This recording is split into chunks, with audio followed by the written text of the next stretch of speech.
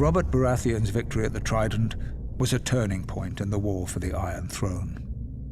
While it was clear the gods were smiling on the rebel forces, Aerys Targaryen still held the Red Keep at King's Landing.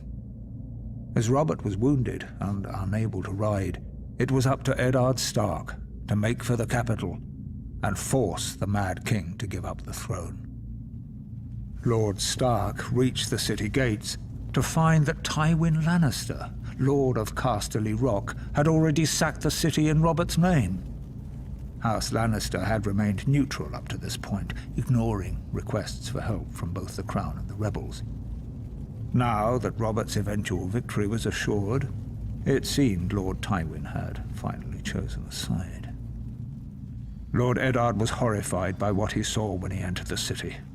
Homes looted and burned, women raped, scores of innocent citizens killed. Disgusted, he led his force up Visenya's hill to the Red Keep.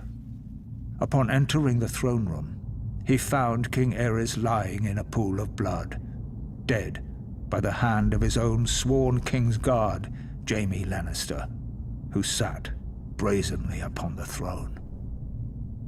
Demanding to know the whereabouts of Queen Rhaela, Lord Eddard was informed the Queen and her son Viserys had been spirited away to Dragonstone before the Lannisters arrived.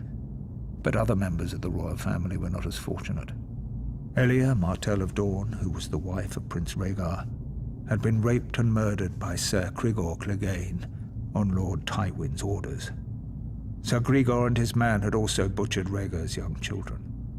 When Robert was well enough to reach the capital, Lord Eddard demanded the Lannisters answer for their heinous crimes. Robert refused, and sent him south to relieve the Baratheon stronghold of Storm's End, which was still under siege by forces loyal to the Crown.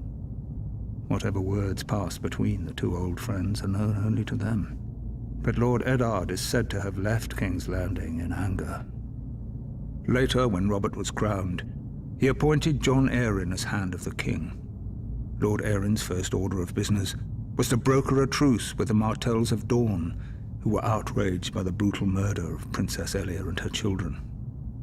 Following the death of Lyanna Stark, who had been betrothed to Robert, Houses Baratheon and Lannister were joined in marriage when the new king took Tywin Lannister's eldest daughter Cersei as his queen.